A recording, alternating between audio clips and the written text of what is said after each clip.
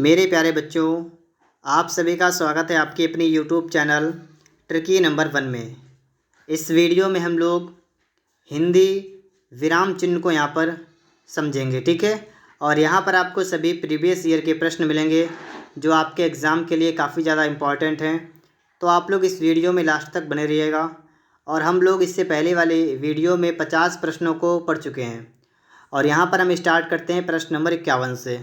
अगर आपने पहले की वीडियो नहीं देखी है तो आप लोग डिस्क्रिप्शन बॉक्स में जाइएगा और वहाँ पर आपको लिंक मिल जाएगा, वहाँ से आप लोग देख लेंगे। देखिएगा प्रश्न नंबर 51 क्या है। दिए गए वाक्य में उपयुक्त विराम चिन्ह का चयन कीजिए। एक दुबला पतला व्यक्ति द्वार पर खड़ा है। यहाँ पर आपसे कहा गया है कि इसमें कौन सा चिन्ह हम लोग यूज करेंगे। तो यहाँ पर आप बताएंगे ये वाला चिन्ह लगाएंगे, ठीक है। योजक चिन्ह कहाँ पर लगेगा? दुबला पतला के बीच में लगेगा योजक चिन्ह, ठीक है। यहाँ पर देख लीजिएगा ये लिखा हुआ है, इसमें योजक चिन्ह लगाएंगे। ये आप देख लीजिएगा, एक दुबला पतला व्यक्ति द्वार पर खड़ा है। अर्धविराम का चिन्ह आप समझ लीजिए इस तरीके से होता है। कोष्टक तो आपको पता होगा। विवरण चिन्ह देख लीजिएगा आप लोग, ये इस तरीके से बना हुआ है, ये विवरण चिन्ह होता है। चलिए इसके बाद हम लोग आगे देखते हैं। यहाँ पर देखिएगा आप लोग, प्रश्न नंबर आपके लिए आ चुका है 52 नंबर। दिए गए वाक्य में उपयुक्त विराम चिन्ह का चयन कीजिए। यहाँ पर है सर्वनाम के प्रमुख 5 भेद हैं। इसमें कहीं पर भी कोई सा भी चिन्ह नहीं लगा है। आपको यहाँ पर बताना है कि इसका क्या ऑप्शन करेक्ट होगा। तो यहाँ पर आपका हो जाएगा ये, ठीक है। विवरण चिन्ह यहाँ पर लग जाएगा क्योंकि 5 भेद हैं। कौन कौन से हैं वो आप इसके नीचे लिखेंगे। तो यहाँ पर आप क्या करेंगे, विवरण चिन्ह यहाँ पर लगाएंगे हम लोग। यहाँ पर देखिएगा सर्वनाम के 5 भेद हैं, इस तरीके से लिखते हैं, फिर इसमें लगाएंगे, फिर इसमें इसके भेद लिखना स्टार्ट कर देते हैं ना, तो इसलिए यहाँ पर विवरण चिन्ह लगता है। तो देख लीजिएगा विवरण चिन्ह इस तरीके का होता है। 53 नंबर में हमसे क्या पूछा गया है कि जब किसी पद की व्याख्या करनी हो या उसके संबंध में विस्तार से कुछ कहना हो तो इनमें से किस विराम चिन्ह का उपयोग किया जाएगा। किसी पद की व्याख्या करनी हो तो अगर किसी चीज़ की अगर आपको व्याख्या करनी है तो आप लोग उसका विवरण चिन्ह लगाएंगे, ठीक है। क्या लगाएंगे आप लोग? विवरण चिन्ह का आप लोग यूज करेंगे। यहाँ पर आप लोग देख लीजिएगा क्या लिखा हुआ है कि जब किसी पद की व्याख्या करनी हो तो उसके संबंध में विस्तार से कुछ कहना हो तो उसके लिए विवरण चिन्ह का इस्तेमाल किया जाता है। और जब किसी वाक्य को कहने के दौरान कम समय के लिए रुकना होता है तो वहाँ पर अल्प विराम का यूज करते हैं। किसी शब्द या अंक की अन्य शब्द से तुलना करते समय तुल्यता सूचक इस तरीके का ये होता है, ठीक है। और इसके अलावा लिखा हुआ है कि जब किसी शब्द को अलग दर्शाना हो तो वहाँ पर उपविराम होता है, जैसे लिखा है विज्ञान, वरदान या अभिशाप, इस तरीके से। आगे हम लोग यहाँ पर देखते हैं क्या लिखा हुआ है कि योजक चिन्ह कौन सा है। तो योजक चिन्ह देखिएगा, ये 2 लाइनें आपकी होती हैं, जो आपकी छोटी लाइन होती है वही होती है योजक चिन्ह। तो आपका यहाँ पर वी वाला बन जाएगा, ठीक है। समझ गए आप लोग? यहाँ पर बी आपका करेक्ट ऑप्शन हो जाएगा। यहाँ पर आप देखिएगा ये निर्देशक है, ये योजक है। योजक छोटा होता है, निर्देशक बड़ा होता है। बाकी प्रश्नवाचक के बारे में आपको पता है। पूर्ण विराम जानते हैं आप, अर्धविराम, अल्प विराम, विस्मयादिबोधक, और विवरण चिन्ह आपका इस तरीके का होता है, विवरण चिन्ह, ठीक है। आगे देखिए क्या लिखा हुआ है कि 2 शब्दों के बीच प्रयोग किए जाने वाले चिन्ह को क्या कहा जाता है। 2 शब्दों के बीच में जो आप लोग यूज करते हैं उससे हम लोग क्या कहते हैं, योजक चिन्ह कहते हैं। जैसे दिन रात के बीच में इस तरीके से हम लोग डैश लगा लेते हैं। इसके बाद आप लोग यहाँ पर देखिएगा अगला प्रश्न, यहाँ तो आपको पता होगा, इनमें देख लीजिएगा। देखिएगा उद्धरण चिन्ह आपका इस तरीके का होता है और विवरण चिन्ह आपका इस तरीके का होता है, निर्देशन चिन्ह आपका इस तरीके का होता है। चलिए इसके बाद में हम लोग यहाँ पर अगला प्रश्न यहाँ पर देखते हैं। यहाँ पर आप देखिएगा 2 समानार्थी शब्दों की पुनरुक्ति के बीच में किस विराम चिन्ह का प्रयोग होता है। 2 समानार्थी शब्दों की पुनरुक्ति के लिए, तो इसके लिए भी हम लोग योजक चिन्ह का इस्तेमाल करते हैं। यहाँ पर देख लीजिएगा क्या लिखा हुआ है कि 2 समानार्थी शब्दों की पुनरुक्ति या एक अर्थ वाले सहचर शब्दों के मध्य क्या आता है, जैसे कपड़ा लत्ता, धन दौलत, मान मर्यादा, तो इनमें हम लोग क्या लगाते हैं, योजक चिन्ह। इसी तरीके से यहाँ पर भी आपको बताया गया है कि अगर सामासिक पदों कहा जाएगा या पुनरुक्त और युग्म पदों के लिए कहा जाए तो भी आप लोग इसी का यूज करेंगे। और तुलनावाचक से, सा, सी, से के पहले, जैसे चांद सा चेहरा, फूल सी मुस्कान, तो इसमें भी हम लोग योजक चिन्ह का इस्तेमाल करते हैं। सार्थक निरर्थक के लिए भी, जैसे अनाप शनाप, उल्टा पुल्टा, काम वाम, तो इन सभी में हम लोग योजक चिन्ह का इस्तेमाल करते हैं। यहाँ पर हमसे कहा गया है 57 नंबर में कि माता पिता दोनों प्रसन्न थे, और इसमें कहा गया है इस वाक्य में माता पिता के मध्य कौन सा चिन्ह है, तो योजक चिन्ह यहाँ पर आपका लगा हुआ है। इसके बाद में आप लोग यहाँ पर देखिएगा, अल्प विराम आपका होता है जहाँ पर आपको कम समय के लिए रुकना हो, अर्ध विराम होता है जहाँ पर अल्प विराम से ज़्यादा समय के लिए रुकना होता है, और निर्देशक चिन्ह आपका इस तरीके का होता है। इसमें आपसे कहा गया है किसी भी की कही गई बात को स्पष्ट करने के लिए वाक्य के अंत में किस चिन्ह का उपयोग करते हैं। किसी की कही गई बात को स्पष्ट करने के लिए किसका यूज करते हैं, तो करते हैं विवरण चिन्ह का। ठीक है, विवरण मतलब व्याख्या करते हैं। वहाँ पर यहाँ पर देखिएगा ये लिखा हुआ है, विवरण चिन्ह का इस्तेमाल करते हैं। ठीक है, यहाँ पर आपका प्रश्न आ चुका है, क्या कहा गया है कि दो विपरीतार्थक शब्दों के बीच कौन सा विराम चिन्ह लगता है। विपरीत शब्दों के बीच में पूछा गया है, तो भी आप क्या बताएंगे, योजक चिन्ह बताएंगे। ठीक है, योजक चिन्ह। यहाँ पर देखिएगा उद्धरण या अवतरण चिन्ह। इसमें क्या कहा गया है, किसी के द्वारा कहे गए कथन को मूल रूप से लिखने के लिए कौन सा विराम चिन्ह लगता है, तो आपका हो जाएगा उद्धरण चिन्ह। किसी के द्वारा कहे गए कथन को, तो देखिएगा कोई जब बात कहता है अपनी, तो वो कॉमा इन्वर्टेड कॉमा में लगती है। आप सभी को ये पता होना चाहिए। अभी आप यहाँ पर देख लेंगे, ये बताया गया आपको इस तरीके से, एक गहरा भी लगता है, ये दोहरा भी लगता है, दो तरीके का होता है। जैसे यहाँ पर आप देखिएगा ये लिखा गया है, जैसे क्या लगा, प्रदीप एक हिंदी दैनिक पत्र है, तो प्रदीप है, तो प्रदीप में क्या लगा, हम लोगों ने उद्धरण चिन्ह यहाँ पर लगा लिया है। ऐसे लिखा है, भारतेंदु ने कहा था देश को राष्ट्रीय साहित्य चाहिए। तो जी, अगर किसी के द्वारा कोई बात कही जाए तो वो भी कॉमा के अंदर बंद होती है। इन्हीं कॉमा को हम लोग कहते हैं उद्धरण चिन्ह। अब आप लोग समझ गए होंगे। यहाँ पर हम लोग देखेंगे अगला, यहाँ पर हमसे क्या कहा गया है, दिए गए वाक्य में उपयुक्त विराम चिन्ह का प्रयोग करें। कहा गया चलो चलते हैं, मैंने कहा। पूछा क्या गया है, उपयुक्त विराम चिन्ह का चयन कीजिए। तो देखिए मैंने कहा और क्या कहा, चलो चलते हैं, तो जो बात कही जाएगी वो कॉमा के अंदर बंद होगी, तो यहाँ पर आपका बी वाला हो जाएगा। ठीक है, यही से कहते हैं उद्धरण चिन्ह। देखिएगा यहाँ पर ये लिखा है, ये वाक्य बनाए। ठीक है, मैंने कहा चलो चलते हैं, इस तरीके से लिखा जाएगा। आगे क्या लिखा हुआ है, किसी अक्षर या शब्द पर विशेष बल देने के लिए किस चिन्ह का प्रयोग किया जाता है। अगर हमें किसी अक्षर या किसी शब्द पर विशेष बल देना है तो हम लोग इकहरा उद्धरण जो है इसका इस्तेमाल करेंगे। देखिएगा, किसी अक्षर या शब्द पर विशेष बल देने के लिए एकल उद्धरण चिन्ह का प्रयोग होता है। जहाँ किसी पुस्तक से कोई वाक्य या अवतरण ज्यों का त्यों उद्धृत किया जाए वहाँ दोहरे उद्धरण चिन्ह का प्रयोग होता है, और जहाँ कोई विशेष शब्द, पद या वाक्य खंड इत्यादि उद्धृत किए जाएं वहाँ इकहरे उद्धरण लगते हैं। नेताजी ने कहा था तुम मुझे खून दो, मैं तुम्हें आज़ादी दूंगा। इस वाक्य में कौन सा चिन्ह लगा है, तो ये कॉमा लगा है ना, इन्वर्टेड कॉमा, इन्हें कहते हैं उद्धरण। ठीक है, डबल कॉमा जो आपका लगा हुआ है, तो यहाँ पर आपका हो जाएगा उद्धरण चिन्ह। यहाँ पर आप लोग देखिएगा, यही बात आपको बताई गई। ये दो टाइप के होते हैं, एक होता है एकल, एक होता है दोहरा। यहाँ पर देखिए विराम चिन्ह की दृष्टि से कौन सा वाक्य शुद्ध है, यहाँ पर आपको बताना है कौन सा वाक्य शुद्ध है। तो कॉमा इन्वर्टेड कॉमा लगेगा, ये लगा है बी वाले में। ठीक है, क्या लगा है, सभी एक साथ चिल्ला उठे हम भी चलेंगे, तो इस तरीके से वाला आपका हो जाएगा बी नंबर।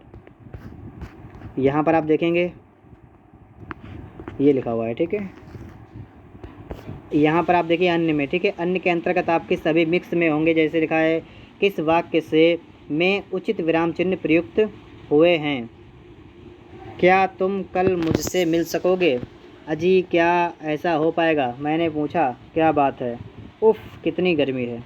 तो इसमें आपका सी वाला है, यही आपका बिल्कुल सही है। ठीक है, क्योंकि जब कोई बात कही जाएगी या पूछी जाएगी तो वो कॉमा इन्वर्टेड कॉमा में चली जाएगी, तो सी ऑप्शन आपका यहाँ पर सही हो जाएगा। और इसके अलावा देख लीजिएगा, जैसे आपका पहला वाक्य क्या था, क्या तुम कल में मुझसे मिल सकोगे, तो इसके बाद में आपका प्रश्नवाचक चिन्ह लग जाएगा। पहली बात ये हो गई। दूसरे वाक्य में क्या है, अजी क्या ऐसा हो पाएगा, तो यहाँ पर क्या था, तो इसके चक्कर में यहाँ पर क्वेश्चन मार्क लगा हुआ था, लेकिन ऐसा नहीं होगा। ठीक है, जब यहाँ पर क्या नाम होता है, विस्मयादि बोधक चिन्ह लगा होता है तो आपका सिंपल मतलब आपका यहाँ पर पूर्ण विराम आता है। ये बात आपको पता होना चाहिए।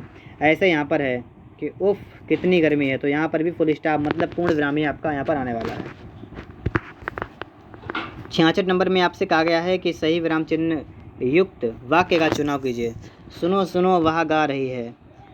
राम लक्ष्मण और शत्रुघ्न पधारे हैं। राम नरेश गोबर गणेश है। क्या आप हरिद्वार से आ रहे हैं? इसमें आपको बताना है, तो आपका हो जाएगा सुनो सुनो वह गा रही है। यहाँ पर शब्द रिपीटेड है तो आपके कामा लगकर यहाँ पर हो जाएगा। ठीक है, और ये वाक्य आप लोग पहले भी देख चुके हैं। आगे देखिएगा यहाँ पर क्या बताएगा आपको है। शुद्ध रूप इसके किस प्रकार से होंगे, जैसे लिखा राम नरेश गोबर गणेश है, इसके बाद में फुल स्टॉप आपका आएगा जो कि पहले नहीं था। यहाँ पर आपका कॉमा लगेगा, इसमें कॉमा नहीं लगा था, और यहाँ पर आपका क्वेश्चन मार्क लगेगा। ठीक है, क्योंकि यहाँ पर क्या लगा हुआ है, जो भी नहीं लगा था। इसमें देखिए क्या लिखा हुआ है, हंस पद कौन सा है। हंस पद विराम चिन्ह का मतलब होता है जो आपका होता है त्रुटि वाला। ठीक है, त्रुटि के लिए, तो उसके लिए आपका ये वाला होता है। ठीक है, तो ये आपका लग जाएगा यहाँ पर।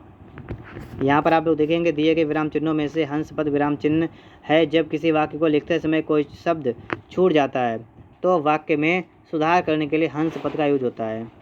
जैसे इस तरीके से, मुझे आज जाना है, और भूल गए थे कि हम कहाँ जाना है, तो कानपुर इस तरीके से लिख दिया, तो यहाँ पर इसका यूज हो चुका है। बाकी आपको पता है। ठीक है, यहाँ पर आप लोग देखिएगा ये अल्प विराम लिखा हुआ है, ये उद्धरण चिन्ह है, ये प्रश्नवाचक चिन्ह है।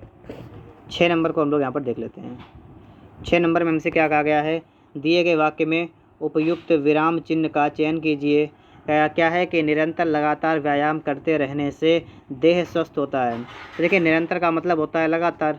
अब दोनों चीज़ें एक जैसी आ गई हैं, तो इसमें कौन सा लगाएंगे, तो इसमें ब्रैकेट लगाते हैं। नहीं, जैसे हम कोई भी चीज़ समझाते हैं तो समझाने के लिए क्या करते हैं, उस कोई एक शब्द लिखते हैं और उसके आगे ब्रैकेट के अंदर उसका मतलब भी वहाँ पर लिख देते हैं कि निरंतर का मतलब लगातार, तो इसको ब्रैकेट के अंदर लिखते हैं लगातार को, इस तरीके से, तब सही होता है हमारा। यहाँ पर देखिएगा ये बताया गया आपको कि निरंतर लगातार, इस तरीके से आप लिखेंगे तो आपका सही होगा। इसमें आप देखेंगे क्या लिखा हुआ है, निम्नलिखित में 4 विकल्प दिए गए हैं, सही बताए गए। इतने में दूर से आवाज़ आई, ठहरो ठहरो मैं तुम्हें कुछ नहीं कहूँगा। इस तरीके से आपके सामने 4 लिखे हुए हैं, इनमें से कौन सा हो जाएगा, तो इनमें से आपका हो जाएगा डी वाला। ठीक है, इतने में दूर से आवाज़ आई, कॉमा, उसके बाद आवाज़ आई तो वो आपकी ब्रैकेट मतलब इन्वर्टेड कॉमा में जाएगी, उद्धरण चिन्ह के अंतर्गत जाएगी। ठहरो ठहरो, इसमें आपका एक्सक्लामेटरी यहाँ पर होगा। ठीक है, यहाँ पर एक मिसप्रिंट है, यहाँ पर एक्सक्लामेटरी वाला था आपका, विस्मयादि बोधक था यहाँ पर, मैं तुम्हें कुछ नहीं कहूँगा, तो यहाँ पर आपका ये कर लीजिएगा, यही आपका सही है, बाकी सभी आपके गलत हैं। आगे देखिएगा यहाँ पर ये लिखा हुआ है। ठीक है, आप इसको देख सकते हैं यहाँ पर। 70 नंबर में आपसे क्या कहा गया है कि निम्नलिखित प्रश्न में 4 विकल्पों में से उस विकल्प का चयन करें जो विराम चिन्ह युक्त वाक्य का सही विकल्प है। इनमें से आपको सही बताना है, तो आपका हो जाएगा बी। ठीक है, अध्यापक, और अध्यापक कैसे कह रहा है, चिल्लाते हुए कह रहा है निकल जाओ कक्षा से अभी, तो इस तरीके से कह रहा है ना, तो यहाँ पर आपका बी हो जाएगा। यहाँ पर देख लीजिएगा आप लोग, ये अध्यापक चिल्लाते हुए निकल जाओ कक्षा से अभी।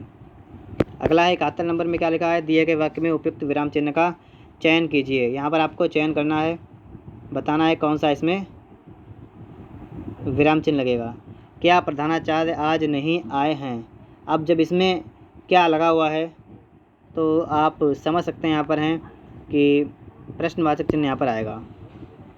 ठीक है, और ये जो है आपका यहाँ पर आपको एक बात सोचना है, समझना है कि लिखा है क्या प्रधानाचार्य आज नहीं आए हैं, तो ये कोई पूछ रहा है, अगर कोई बात पूछे या कोई भी कुछ कहे तो उसके लिए हम लोग क्या करते हैं, उद्धरण चिन्ह का इस्तेमाल करते हैं।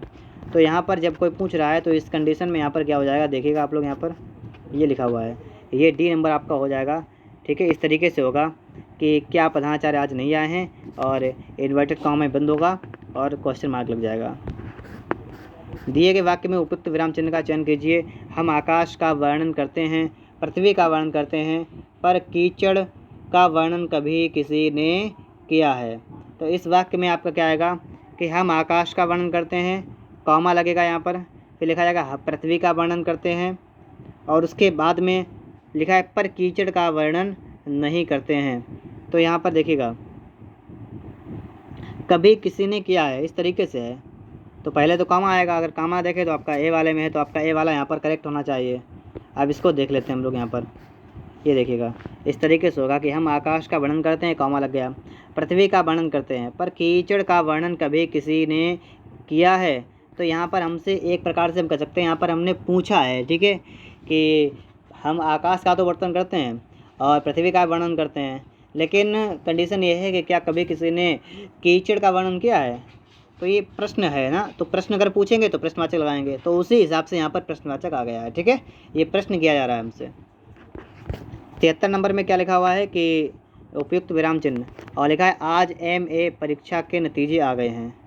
और यहाँ पर आप देखेंगे तो आपका है MA, और MA आपका होता है इस तरीके से, अगर हम M लिखेंगे तो M में इस प्रकार से और A भी इस तरीके से, तो आपका B वाला यहाँ पर बन जाएगा, ठीक है, B हो जाएगा। यहाँ पर आप देख सकते हैं, यहाँ पर है ये MA BA इस तरीके से आपका लिखा जाता है। इसमें आप देखेंगे 74 नंबर में इसमें क्या कहा गया है, इस प्रश्न में आपका है कि सही विकल्प कौन सा है, सही विकल्प को आपको चूज करना है। तो सही विकल्प की बात करेंगे तो आपका हो जाएगा C वाला, ठीक है। संत ने कहा, और जो भी कही जाएगी वो कॉमा इन्वर्टेड कॉमा में चली जाएगी, तो यही वाला आपका सही है, C वाला, ठीक है। आगे यहाँ पर आप लोग देख सकते हैं क्या लिखा हुआ है कि विराम चिन्ह का युक्त है, संत ने कहा, और कॉमा इन्वर्टेड कॉमा यहाँ पर लग जाएगा, और विद्या पूर्ण करने के बाद तुमने गुरु दक्षिणा देनी चाहिए थी, तब मैंने कहा था फिर कभी ले लूँगा। इसके बाद में यहाँ पर देखिएगा उपविराम इनमें से कौन सा है, उपविराम पूछा गया है, तो कौन सा हो जाएगा, ये वाला हो जाएगा उपविराम।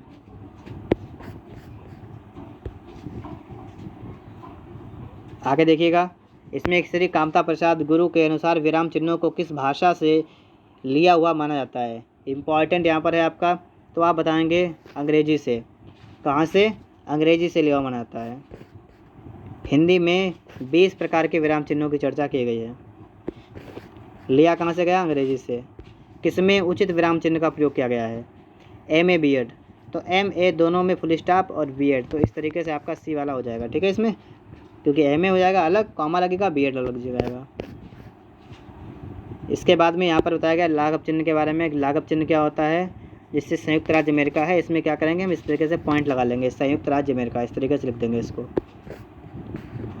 यहाँ पर कहा गया है कि समानता सूचक चिन्ह कौन सा है, समानता की बात की गई है, तो आप क्या बताएंगे, A वाला है, ठीक है। समानता सूचक बराबर का चिन्ह होता है समानता सूचक। विवरण आपको पता है, अल्पविराम पता आपको है, और पुनरुक्ति सूचक चिन्ह या उद्धरण चिन्ह भी आपको पता है। अगला क्या है कि किसी भाव या शब्द की व्याख्या करने के लिए उस अंश को मूल वाक्य से अलग रखने के लिए किस चिन्ह का प्रयोग किया जाता है। यहाँ पर आपका हो जाएगा कोष्टक का, ठीक है। किसी भाव या शब्द की व्याख्या करने के लिए उस अंश को मूल वाक्य से अलग रखने के लिए, जैसे भी आपने थोड़ी देर पहले देखा था कि निरंतर था, उसके आगे लगभग लिखा हुआ था, तो निरंतर का मतलब बताने के लिए कि निरंतर का मतलब लगभग होता है, उसे ब्रैकेट के अंदर बंद कर दिया गया था। यहाँ पर आप देखिएगा ये लिखा हुआ है कि हिंदी में जो है कामता प्रसाद गुरु हैं, इन्होंने बताया है कि 20 प्रकार के विराम चिन्ह हैं। जैसे ये लिखा है सुमित्रा नंदन लक्ष्मण अपने भाई के साथ वन को गए, मतलब क्या है कि लक्ष्मण के लिए आया है यहाँ पर सुमित्रा नंदन, तो ठीक है, तभी यहाँ पर जो है ब्रैकेट लगा दिया गया। किसी कठिन शब्द को स्पष्ट करने के लिए किस विराम चिन्ह का प्रयोग होता है, तो वही बात यहाँ पर पूछी गई है, तो क्या बताएंगे आप, कोष्टक, ठीक है। कठिन चिन्ह, कठिन शब्द हो उसको स्पष्ट करने के लिए कोष्टक का इस्तेमाल करते हैं। ये देख लीजिएगा, निर्देशन इस तरीके से होता है और योजक छोटा होता है। उपविराम आपको पता है ये हो गया, और विवरण चिन्ह ये हो गया। निम्न में से कि विराम चिन्ह का प्रकार कौन सा नहीं है, कौन सा नहीं है, तो विवरण है, लाघव है, निर्देशक है, उपदेशक नहीं है। विवरण कैसा होता है, इस तरीके का विवरण होता है। लाघव में आपका इस तरीके से खाली पॉइंट आ जाता है, जैसे लिखता है पंडित, तो इस तरीके से ये लाघव हो गया। निर्देशक आपका कौन सा हो गया, ये इस तरीके से। योजक आपका छोटा होता है, यहाँ पर आपको दिखाया भी गया है, ठीक है, समझ जाइएगा। यहाँ पर आपसे कहा गया है कि उपविराम, यहाँ पर आपको बताना है कि का प्रयोग इनमें से किस में हुआ है, उपविराम का प्रयोग। तो उपविराम का प्रयोग की अगर बात करेंगे तो आपका ये हो उपविराम वाला, ठीक है, जो कि आपका बी वाले में हुआ है। तो यहाँ पर आपका बी वाला बिल्कुल करेक्ट ऑप्शन हो जाएगा, ठीक है। कौन सा होगा, बी हो जाएगा आपका। यहाँ पर आप देखेंगे लिखा हुआ है इस तरीके से, अगर आपका है मतलब ये इस तरीके से, ये इस तरीके से, जैसे डैश डैश आपका है, ठीक है, कहीं पर भी आपका डैश डैश तरीके से लिखा है, फिर उसका इसके बाद कोई आपका वाक्य लिखा हुआ है। रिक्त स्थान, तो रिक्त स्थान को यहाँ पर क्या कहेंगे हम लोग, इसे कहेंगे लोप सूचक चिन्ह। क्या कहेंगे, लोप सूचक चिन्ह कहेंगे यहाँ पर। यहाँ पर हमसे कहा गया है कि किसी पद उपवाक्य के आदि की विशेषता दिखाने के लिए शब्द के नीचे एक रेखा खींचते हैं। अंडरलाइन मतलब अधोरेखा कहते हैं। क्या कहते हैं? अधोरेखा कहते हैं। इंग्लिश में तो कहते हैं अंडरलाइन, उसके नीचे खींचते हैं। अगर आप तो हिंदी में कहेंगे अधो। अधो माने होता है नीचे, अधो माने होता है नीचे, ठीक है। किस वाक्य में प्रश्न चिन्ह अपेक्षित है? तो प्रश्न चिन्ह की बात की गई है, तो आप क्या बताएंगे? आप लोग यहाँ बताएंगे आप कहाँ के रहने वाले हैं। इस वाक्य में ब्रैकेट मतलब क्वेश्चन मार्क लगेगा, ठीक है। आप कहाँ के रहने वाले हैं। इसके बाद में आपका अगला प्रश्न क्या है कि राम राम निष्ठुर आखेटक ने निरीह पक्षी को मार डाला। नहीं, लोग कहते हैं राम राम, तो इस तरीके से कहेंगे तो इसमें आपका एक प्रकार से हम कह सकते हैं यहाँ पर विस्मयादि बोधक हो जाएगा राम राम में, ठीक है। और इनमें दो लगेंगे तो आपके दो विस्मयाद हो जाएंगे और एक पूर्ण विराम होगा।